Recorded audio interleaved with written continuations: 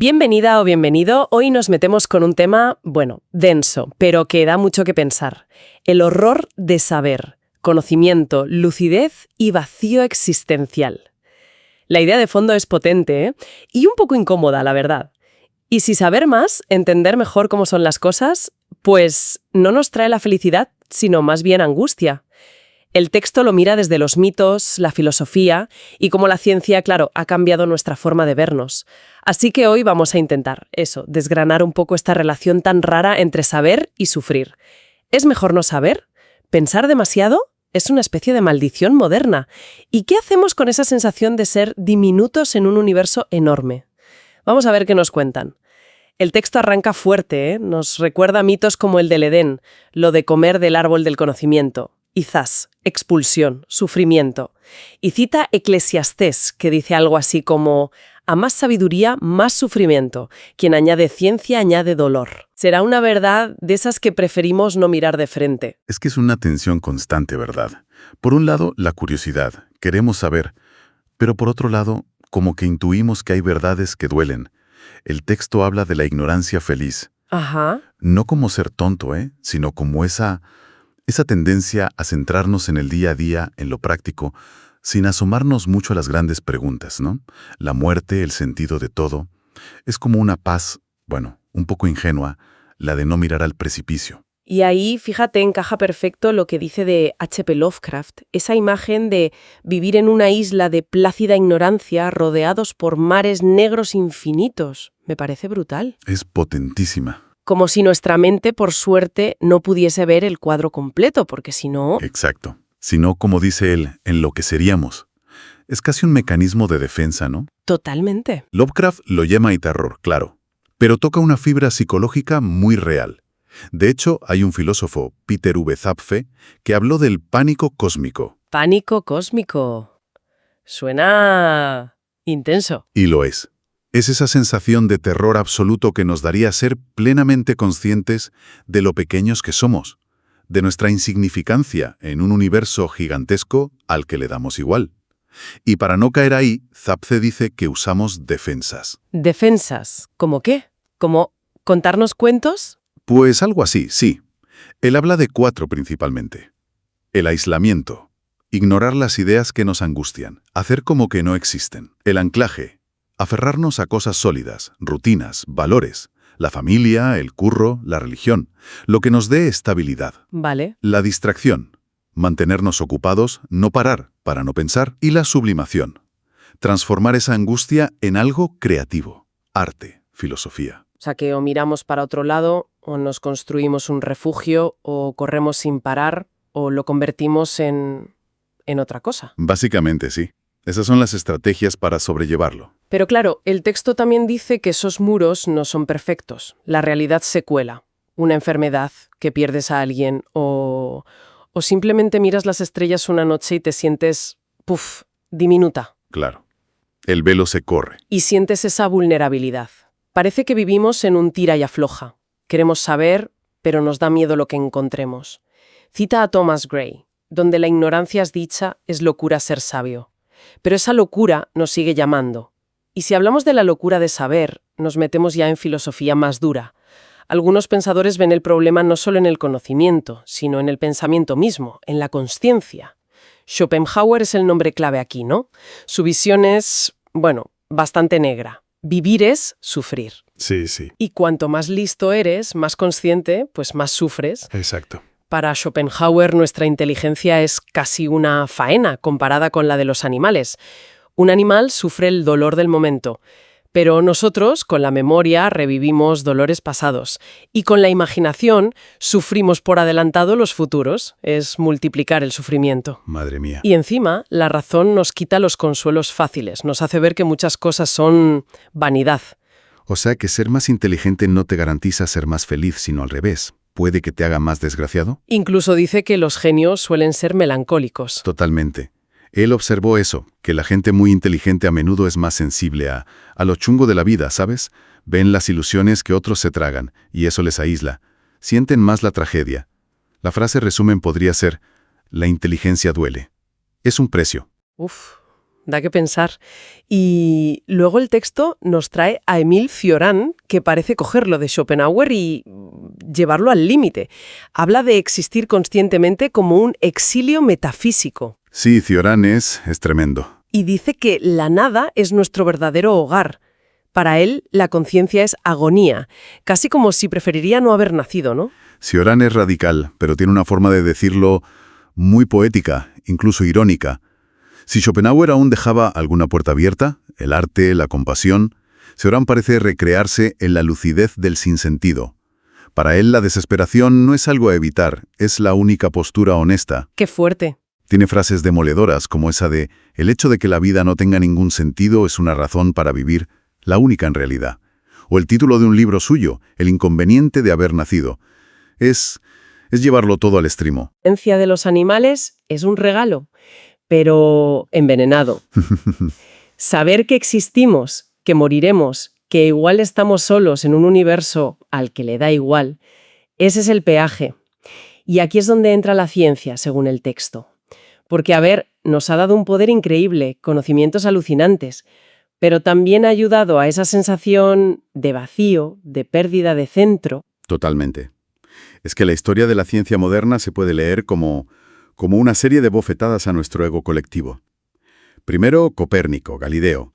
La Tierra no es el centro, es un planeta más. Claro. Luego, Giordano Bruno, imaginando infinitos mundos. Adiós exclusividad.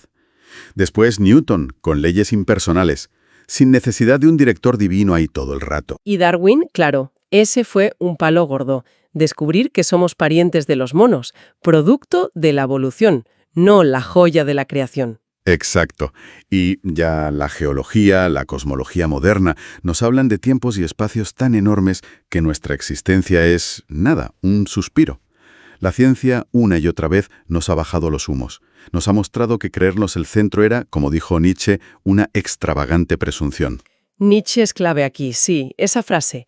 Desde Copérnico, el hombre rueda desde el centro hacia la X, hacia la nada, decía. Y su famoso Dios ha muerto, que, como explica el texto, no era un grito de victoria atea, sino la constatación de que ese pilar que sostenía el sentido del mundo se había venido abajo para la cultura moderna. Nos quedamos sin brújula cósmica. Es una idea que ya estaba ahí, ¿eh? Schopenhauer ya hablaba de una voluntad ciega detrás de todo. Y mucho antes Pascal sintió ese miedo ante el silencio eterno de los espacios infinitos. La ciencia, en cierto modo, parece confirmar ese silencio. Ya. Ya no hay un bien y un mal escritos en el cielo, ni un propósito universal para nosotros. Y ese es el famoso vacío existencial, la falta de un sentido dado de fábrica. Y vuelve Lovecraft, que parece el poeta oficial de este sentimiento. Su horror cósmico con Cthulhu y compañía. Es la metáfora perfecta. Esos dioses indiferentes, es la metáfora de nuestra insignificancia.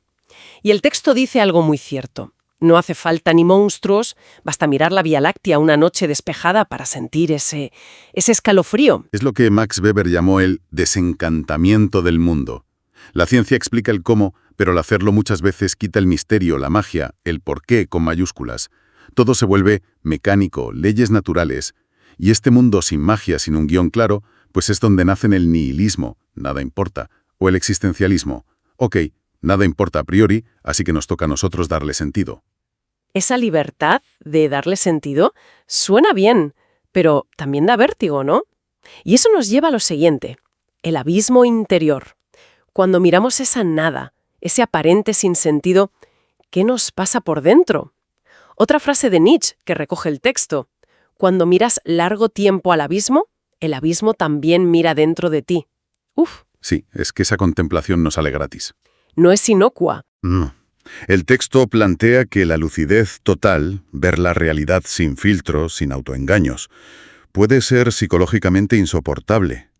Dostoyevsky dijo, demasiada conciencia es una enfermedad. Ahí es nada. Tela. Y Cioran, otra vez, la llamó martirio permanente y un vicio que hace al hombre libre. Libre en un desierto. Me encanta esa metáfora del desierto. Libre en un desierto. Explícame eso un poco más. Suena a una libertad muy sola. Justo eso. La lucidez te quita las cadenas de la ignorancia, las mentiras cómodas. Eres libre, sí, pero te dejas solo, en un paisaje vacío, sin los oasis de sentido que antes te daban cobijo. Es la libertad del náufrago, enorme, pero aterradora. Entonces, ¿qué pasa si alguien llega a esa lucidez tan extrema? El texto vuelve a Zapfe y su pánico cósmico. Él creía que despertar del todo nos paralizaría. Incluso imaginó a un último Mesías que, entendiendo tan a fondo el sufrimiento de ser consciente, predicaría el fin, no tener más hijos, como única salida lógica. Es una conclusión, bueno, muy extrema, claro. Pero sí que se ve, y el texto lo señala, que mucha lucidez a menudo va de la mano del dolor y del aislamiento. Volvemos a Schopenhauer y sus genios tristes. Claro. Quien ve lo que otros no ven, quien cuestiona lo aceptado, a menudo se siente un bicho raro, incomprendido. El texto menciona a Nietzsche al borde de la locura, a poetas como Hölderlin. Parece que hay una conexión ahí, entre ver muy claro y una cierta fragilidad o sentirse al margen. Visto así, casi parece que no conviene buscar demasiada claridad. Merece la pena ese precio. Aunque, curiosamente, Cioran, que lo pintaba todo negrísimo, no parecía querer cambiar. Encontró en escribir una forma de gestionar ese dolor, como un exorcismo. Eso es lo fundamental. Él mismo lo decía. Quizá la clave no es buscar la lucidez total y permanente, que igual nos quema, sino encontrar un equilibrio. El texto apunta a otras vías. Unamuno hablaba de fe trágica, creer aun sabiendo que dudas. Camus decía, rebélate contra lo absurdo buscando sentido en la propia lucha, como Sísifo feliz con su piedra. María Zambrano buscaba una razón poética, un saber que no separe la cabeza del corazón, que una la verdad con la vida. Quizás se trata de aprender a mirar al abismo, pero sin quedarte a vivir en él. Mezclar la verdad con otras cosas, la compasión, la belleza, el amor, la acción. Llegamos entonces a la conclusión del texto. Parece que estamos ahí, atrapados. Necesitamos entender para ser humanos, pero entender demasiado nos puede llevar a ese horror de saber. Cuanto más sabemos, más grande parece el círculo de oscuridad alrededor, más silencioso el universo. Y plantea esa pregunta clave. ¿Hay que buscar saber a toda costa? ¿O hay momentos para elegir el silencio, para aceptar que no podemos saberlo todo? Cita a Wittgenstein. De lo que no se puede hablar, mejor es callar. No como invitación a ser ignorante, sino quizás como humildad. Ya. Reconocer que hay cosas que nos superan. Cada uno va navegando como puede entre saber y protegerse, entre lucidez y un poco de autoengaño para seguir viviendo. Es verdad que una vez que has visto ciertas cosas, es difícil olvidarlas. Como dice Machado en esa cita que recoge, tu verdad, no, la verdad, y ven conmigo a buscarla. La tuya, guárdatela. Como si la verdad, con mayúsculas, fuera esquiva, algo que se busca juntos más que algo que uno tiene. Quizás hablar de estas angustias, compartirlas, ayuda. Podría ser una forma de crear esos oasis de los que hablábamos antes. Y el texto también insiste en que somos resistentes, ¿eh? A pesar de perder el centro del universo, las certezas religiosas, la fe ciega en la razón, hemos seguido adelante. Sí. Hemos encontrado o creado otros centros de sentido, más pequeños, más humanos, pero que nos valen. La familia, el arte, luchar por la justicia, conectar con otros, disfrutar de la naturaleza. Son sentidos subjetivos, sí, construidos, pero son los que nos anclan al día a día. Incluso los más pesimistas daban alguna pista. Nietzsche, a pesar de todo, proponía amar el destino, decir sí a la vida tal cual es. Schopenhauer se refugiaba en el arte. Cioran, en escribir para no volverse loco. Parece que siempre encontramos cómo seguir remando. Exacto. La tensión sigue ahí, pero aprendemos a vivir con ella. Hay una frase famosa, la verdad os hará libres. El texto nos recuerda la versión completa, más cruda. La verdad os hará libres, pero antes os hará miserables. La pregunta es, si queremos pasar por esa miseria para ser libres, o si preferimos una felicidad más anestesiada. Entonces, la sabiduría final no sería tener todas las respuestas, sino saber vivir con las preguntas, reconocer los límites, aceptar el misterio y aún así encontrar formas de seguir. Esa es la reflexión potente que deja el texto, sí. Quizá la sabiduría está en ese equilibrio inestable. Saber cuándo buscar la luz y cuándo aceptar la sombra.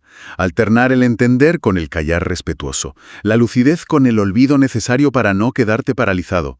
Aprender a sufrir la verdad, como decía Unamuno, sin que te mate. Y a la vez no dejar que esa verdad te impida disfrutar de lo pequeño que da sentido al día a día. Es un arte difícil, el de vivir conscientemente. Nos quedamos con esa imagen, la del equilibrio delicado. Ha sido un recorrido intenso, la verdad, por las ideas de este texto.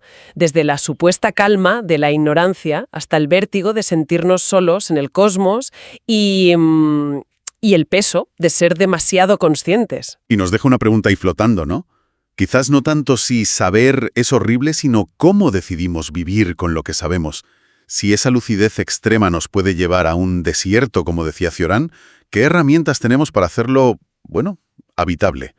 Podemos usar el arte, la conexión con otros, esa razón poética de Zambrano, para crear pequeños oasis de sentido, aunque sepamos que el desierto sigue ahí. Podemos compartir el peso de saber, para que sea más ligero. Ahí queda la reflexión.